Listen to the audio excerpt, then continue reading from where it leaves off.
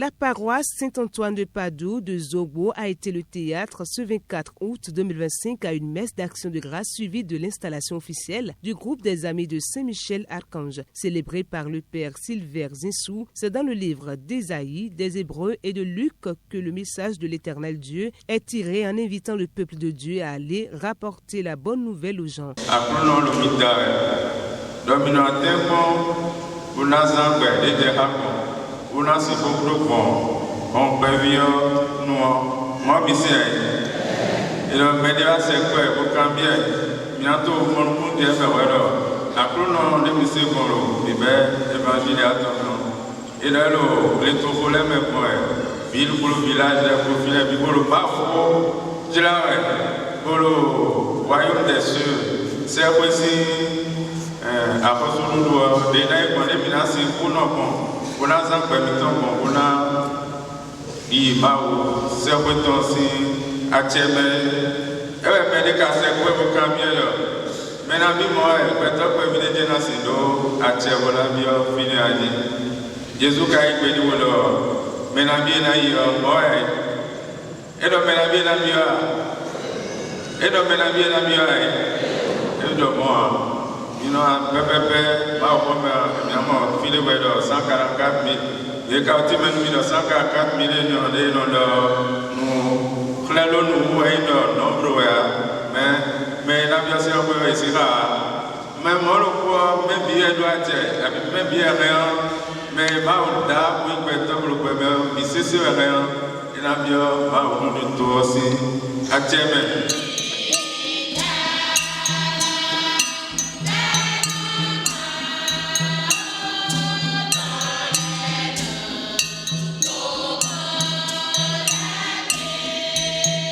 Conscient de sa mission qu'est le soutien aux pères dans leur mission chrétienne, les Amis de Saint-Michel-Archange, dans une liesse populaire avec l'accompagnement de la chorale, ont fait une offrande consistante pour l'église suivie de l'installation officielle du groupe sur la paroisse.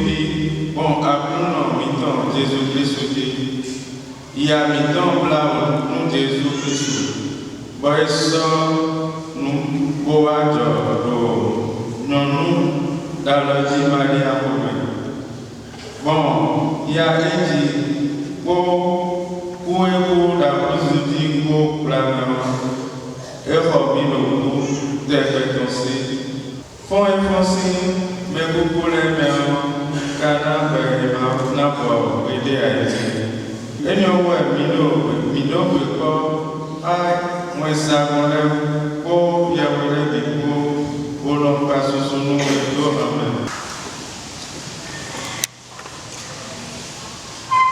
Toi qui es vraiment saint, toi qui es la source de toute sainteté, Dieu notre Père, nous voici rassemblés devant toi et dans la communion de toute l'Église, nous célébrons le jour où le Christ est ressuscité d'entre les morts.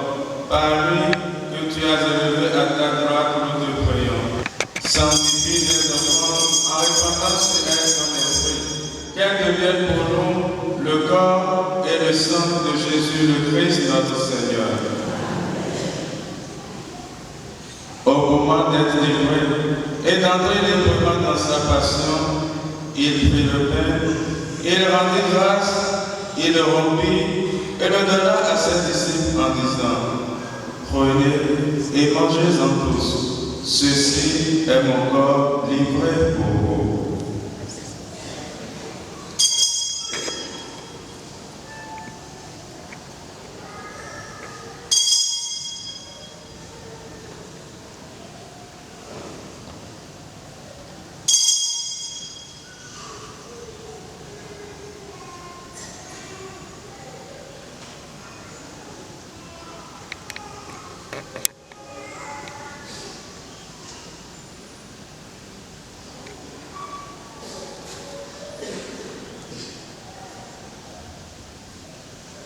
De même, après le repas, il prit la coupe, de nouveau il rendit grâce et la donna à ses disciples en disant: prenez et buvez-en tous, car ceci est la coupe de mon sang, le sang de l'alliance nouvelle et éternelle, qui sera versé pour vous et pour la multitude en rémission des péchés. Vous ferez cela en mémoire de moi.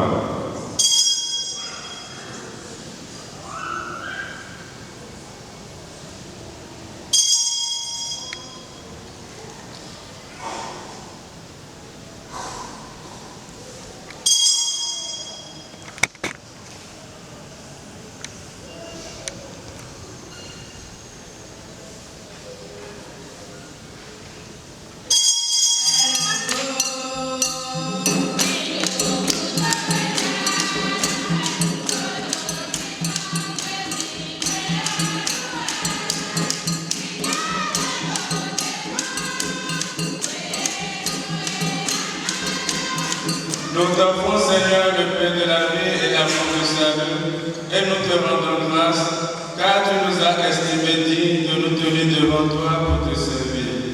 Humblement, nous te demandons qu'en n'ayant pas au corps et au sang du Christ, nous soyons rassemblés par l'Esprit Saint en un seul corps. Souviens-toi, Seigneur, de ton Église répandue à travers le monde. Fais-la grandir dans ta charité, en union avec notre pape Léon, notre évêque Roger et tous les évêques, les prêtres et les diacres.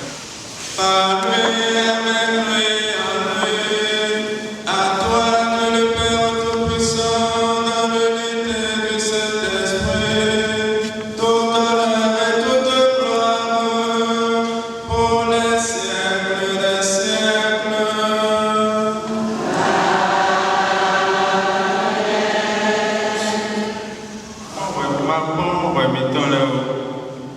Bon, nous dit, il est à tout le temps. Bonnet, FIFA, Bodon, Piton, les vélos, les adloquins, humains et loups, Boudou, Fonsoulou, Kakasso et Baboye. FIFA a plus longtemps, nous n'avons pas ravi. Nous voyons nos meilleurs, il y a nous, à plus nous les gomis marrons que nous sous-sommes pour permettre l'air ancien et dire.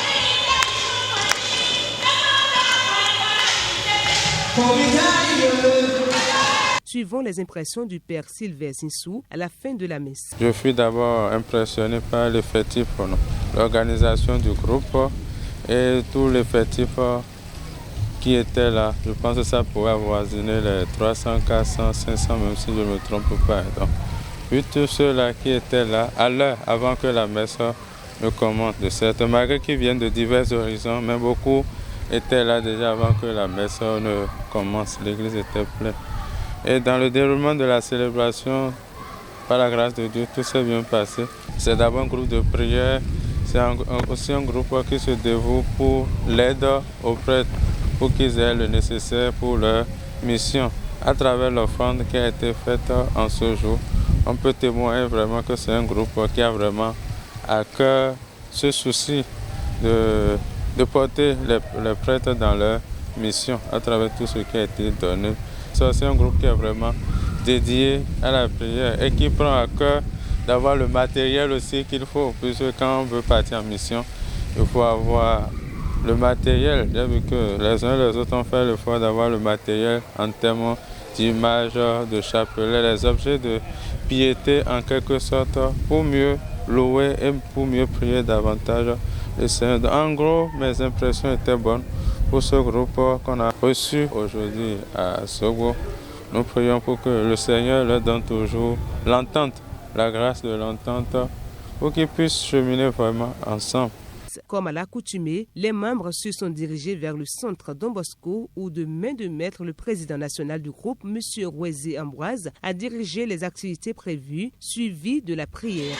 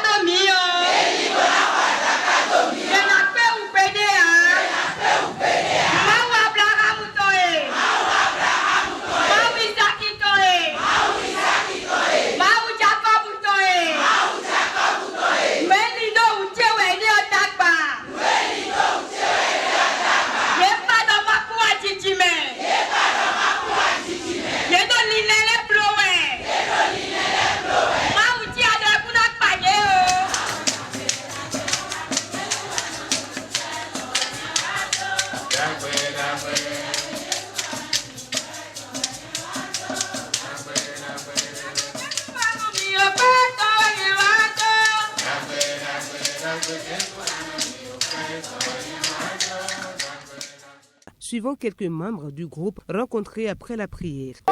Saint-Michel ici, Beta, nous sommes bons biome, nous attendons pour donner notre chapa, mais bon, et voilà, suivi nous mais bon, tout biome. Bon, mais quand il file, kaka gande de hodo do fine de soutien, mais j'ai fidé, on y a plaisanté, do lève do on y wana de wala temps de bon de no chama me ti bon on y wana wa zembo ndo gbeta me bo do ku do gbeta we ka je gbede jason ka bo de bla jonaku bo de ehun le mi gan in tetun lo na do gbede an bo wa do gbe eno pacha yen so ne so bo mo banadu edo ana chobo na bio me catholic me mo bio we chobo edo na no gbeta lo po me ehun do abio gbeta na me o do gbeta me ka je gbede me ma tun gbeta ni le a eritun do Saint Michel eno jawan meji de nu me de juna wan de do me azewe a bowe a enele na kon pipa me bo no deji bono do bono do me mono bana blonu barabada de a ewe no gbeta enele mi de ji do Saint Michel wudo azonde je mi de le bie na konte do ma ogbedo to tin gan ena fo àwọn ale bi àwọn atokweton no kweton ena fun bi pátápátá na mi Saint Michel sin gbeta eyin ndebo yon taun yen tun do yon mo àwọn to che do po e wa yoro mi bo mbi eme o mo gbogbo gbon de me taun bo vi che le biro ganjo yen suro ganji won don ki ono pe do ni we Saint Michel na don e wa no mi me Maria na don e ba me bi na bi o me blan mo pon gbo lo Jesus in ko me azogbe do mi ngo ko do e bo no podo no me ko do meleme ewe damo se bo ko àwọn eni o Saint Michel me je na bio ono fide group o de ayere rozogbo bondo bio group Saint Michel ndoku mauta to beto no pe beto a mais ndoku ndo mbi azo me si bien que fie inde bo do mi ti da yo contractuel emi mais egbedion le ko occasionnel la société o wa sa ye nyame bi en kala bi o ko no gbe ntoku to no ma o ma ko bi ogbeta lo me mo lo la me mo koton e ni kan zo mo bi ogbeta me parce que on konto mi te tun le mi na toku to ni gwan mi tun le mi na toku to ni gwan enu wa so ni sama pon gudo ma o jan no po he ban ha gbe file bi me ma ko bi me yan kan zo mo bi me ila mo dagbede me ila mo fe ni me bodo ma o san logo po bezi gbeta jiyan ye gbero so gboro mi gan fi o na le ulibo na lo pa fu bona le jila won dagbe o akuno to na le jila ntogun. Le groupe de prière Les Amis de Saint-Michel-Archange, un outil important de l'Éternel Dieu qui travaille pour la communauté chrétienne, surtout de l'Église catholique. Dans ce groupe, c'est l'amour, la paix du cœur et la victoire divine dans toutes les circonstances. Et que Dieu Tout-Puissant vous bénisse, le Père, le Fils et le Saint-Esprit. Amen. Qui fa à nous niveau clame le propos